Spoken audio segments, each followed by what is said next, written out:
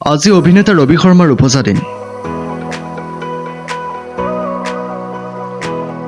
উপজা দিনটোত আপুনি শুভেচ্ছা জনাওক অভিনেতাগৰাকীক।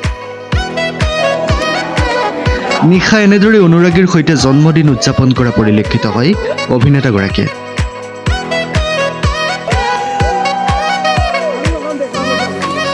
ভিন্নজনে অভিনেতাগৰাকীক দীৰ্ঘায়ু হোৱাৰ কামনা কৰে। উপজা দিনটোত এনেদৰে অনুৰাগীৰ সৈতে এক সুন্দৰ মুহূৰ্ত অতিবাহিত কৰে অভিনেতাগৰাকীয়ে।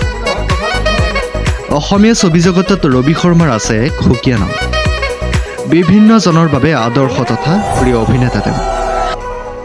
ৰবি শৰ্মাৰ ছবি মুকলি হ'লেই ছবিগৃহত এক উৎসৱমুখৰ পৰিৱেশৰ সৃষ্টি হয়। হিয়া দিয়া নিয়া, উজনিৰ দুজনী গাভৰু, নায়ক আৰু ৰঘুপতিৰ দৰে বিখ্যাত ছবিৰ জৰিয়তে দৰ্শকৰ বিপুল সমাদৰ লাভ কৰি আহিছে প্ৰিয় অভিনেতাগৰাকীয়ে।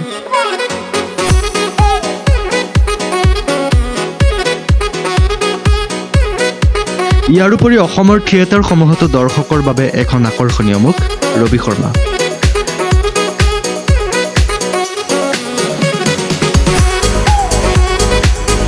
উপজা দিনটোত আমাৰ কাৰেণ্ট নিউজৰ তৰফৰ পৰাও শুভেচ্ছা জনালো অভিনেতা ৰবি শৰ্মাক।